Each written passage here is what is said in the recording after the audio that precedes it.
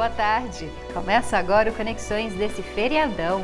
Hoje nós vamos falar sobre refugiados climáticos. Também tem dicas culturais para o seu final de semana. Vem com a gente, o programa já está no ar.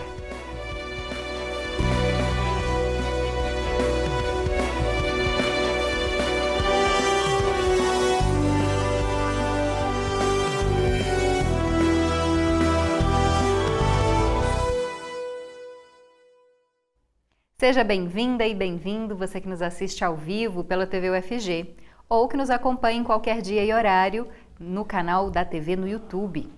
O nosso programa tenta ser mais acessível, por isso nós temos interpretação para Libras feita aqui no estúdio pelo professor Diego Barbosa. A acessibilidade não só para a comunidade surda, mas também para as pessoas cegas e de baixa visão. Por isso fazemos descrições físicas de todos os que participam do programa no estúdio.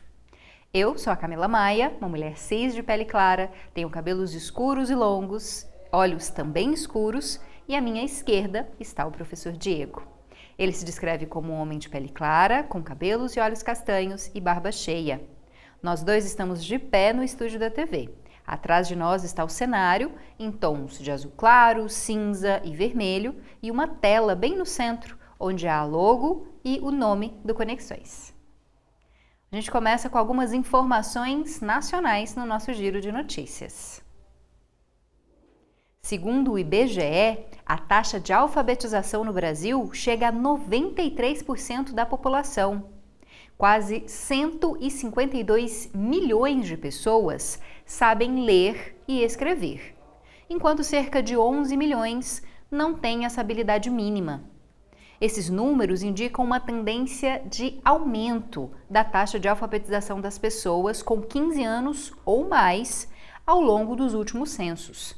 Só para você ter uma ideia, em 1940, apenas 44% da população brasileira era alfabetizada.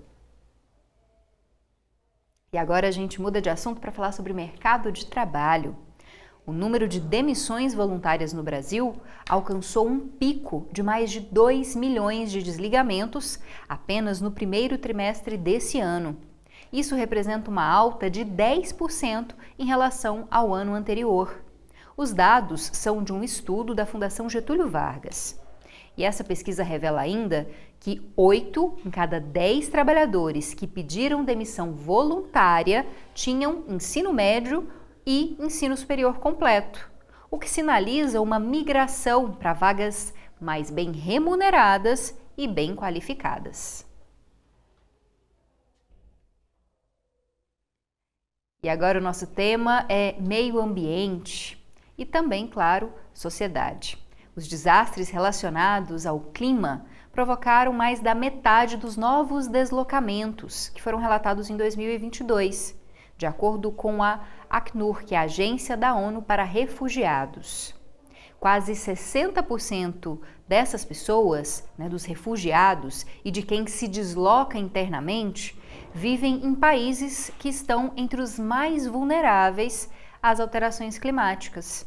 E para a gente tentar entender melhor essa relação entre mudanças climáticas e refugiados, nós vamos conversar com o Gustavo Loyola, que é doutorando em Gestão de Operações e Sustentabilidade pela Fundação Getúlio Vargas, a FGV. Ele vai aparecer aqui na tela para conversar com a gente de forma remota. Olá, muito obrigada pela sua presença, seja bem-vindo ao Conexões. Obrigado pelo convite. Muito feliz de estar aqui hoje e poder compartilhar um pouquinho com você, Camila e professor Diego. Para a gente começar, queria que você fizesse sua apresentação física para o nosso público cego e de baixa visão. Bom, sou Gustavo Loyola, sou um homem negro, estou sentado aqui na minha casa, então na tela aparece o meu rosto e parte do meu ombro. Estou com uma camisa amarela, bem clarinha, uso barba curta, utilizo óculos, meu cabelo é preto, curto, meus olhos são castanhos escuros. Obrigada, Gustavo. Para a gente começar, então, qual que é essa relação entre os eventos climáticos, aí a gente pode citar, por exemplo, o que aconteceu agora no Rio Grande do Sul, e a necessidade das pessoas se deslocarem dentro do próprio país ou até mesmo migrarem, imigrarem para outros países? Ótimo. Essa pergunta é bastante interessante. Eu acho que é importante primeiro entender um pouco do que se trata essa questão do refúgio, né? O que seria um refugiado?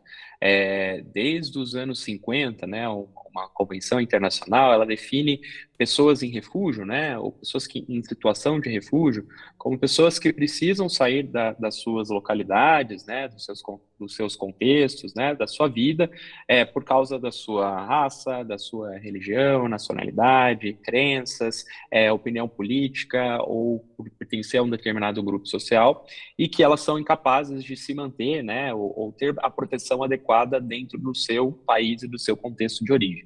Isso é o que define refúgio. Nos últimos anos, né, com todos os impactos aí gerados pelas mudanças climáticas, né, o termo refugiado climático, ele ganhou evidência, né, basicamente para tentar qualificar, né, ou colocar essas pessoas, né, classificar essas pessoas que estão precisando sair das suas localidades, forçadas, né, então contra a sua vontade, em decorrência, né, desses impactos ocasionados aí pelo clima. Eu acho que é uma relação direta, né, especialmente por algo que eu comentei agora há pouco, né, as pessoas elas são forçadas a sair muitas vezes, né, na maioria dos casos que a gente observa. Porque as condições climáticas têm mudado muito em diferentes regiões, impactado muitas regiões, né, que são fisicamente mais expostas, né, a essas mudanças do clima e causado, né, essa mudança e essa movimentação da população. O fato que a gente tem, por exemplo, recentemente no Rio Grande do Sul é um exemplo claro disso, né? Um evento climático extremo, né? Impactou muitas cidades, muitas regiões. Algumas pessoas, né, têm conseguido voltar para o seu local de origem, mas outras cidades e outras regiões, né, têm um tempo maior de recuperação, né? E muitas delas, né, como temos observados, né, precisam se mudar, se modificar, por estarem em regiões de baixa resiliência ou que podem ser impactados, né, por eventos climáticos extremos novamente, né? Então você tem um rompimento da vida de muitas pessoas, de como era, e elas precisam se mudar, né? Precisam se deslocar em relação a isso. As Gustavo, mudanças climáticas. se quiser só finalizar o seu raciocínio para eu já passar para a próxima pergunta. Claro, as mudanças climáticas, como temos observado, né, têm ocasionado cada vez mais eventos climáticos extremos, né, como inundação, como ventos extremos, tornado, furacão, incêndios, etc. Então, todos esses são fatores que fazem as pessoas se mudarem, né, e se deslocarem em relação a isso.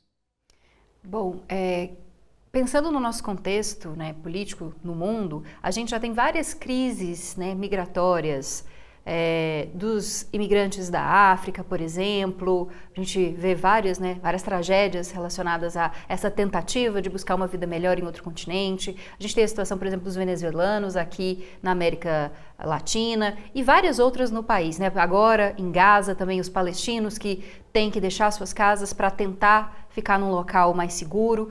Somado a isso, a gente deve ter um aumento de pessoas que vão ser obrigadas a sair de casa, das suas cidades, tentando uma vida melhor em lugares onde há um clima melhor.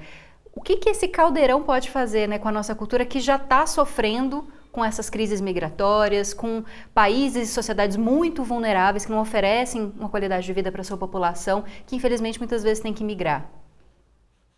Exatamente, é algo bastante pertinente, né? Especialmente tem alguns dados, né? O Instituto para a Economia e Paz, por exemplo, eles dizem, né, estimam que até 2050, mais ou menos 1,2 bilhões de pessoas possam ser deslocadas devido aí aos desastres naturais ou outras ameaças aí relacionadas a essa dimensão ambiental. Então, é um fluxo migratório, né, muito grande, né? Além, né, como você mencionou, Camila, desses outros temas, né, que fazem as pessoas se mudarem, né, e terem que sair do seu local de origem, etc.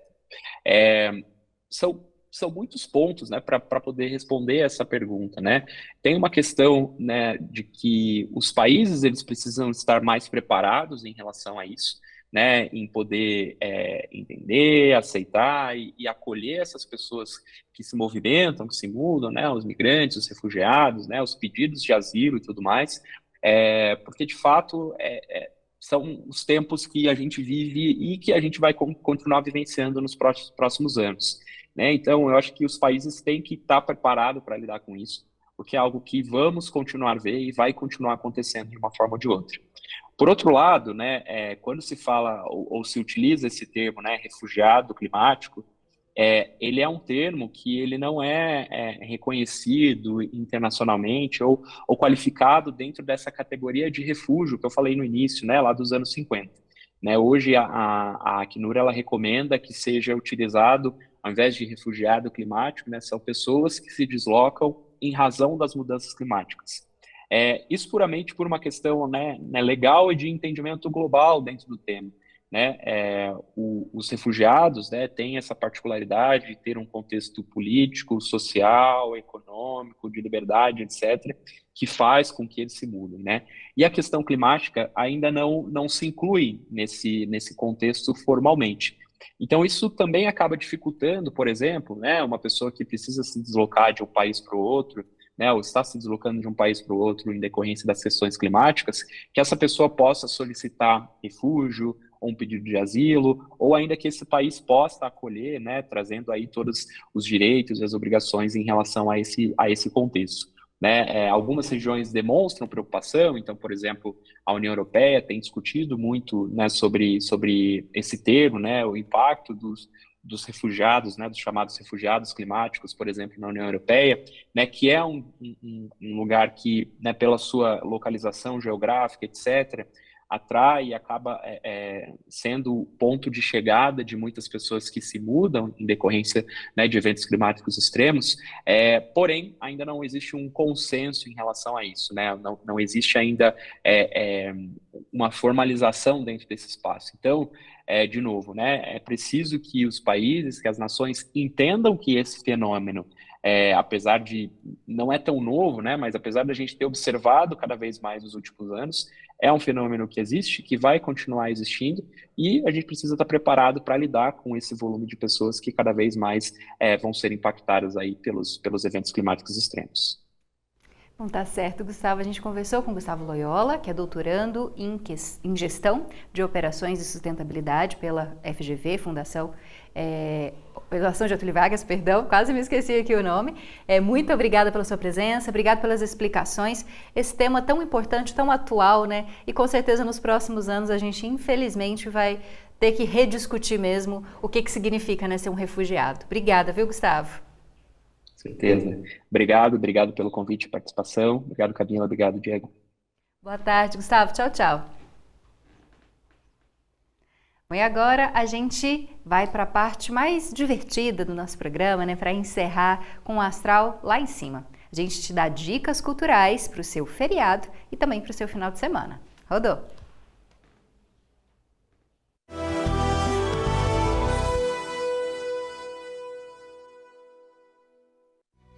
Uma boa tarde para você que nos acompanha.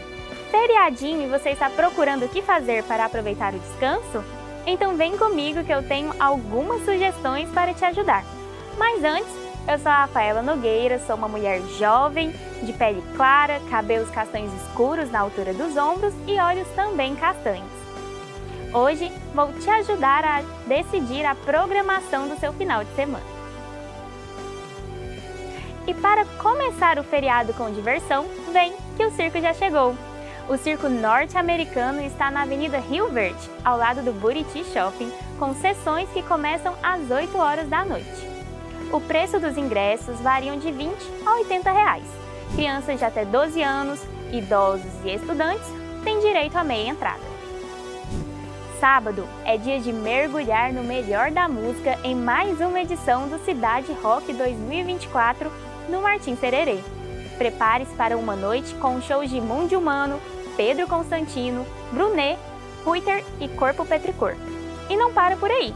O evento oferece também discotecagem ao vivo e uma variedade de opções de food trucks.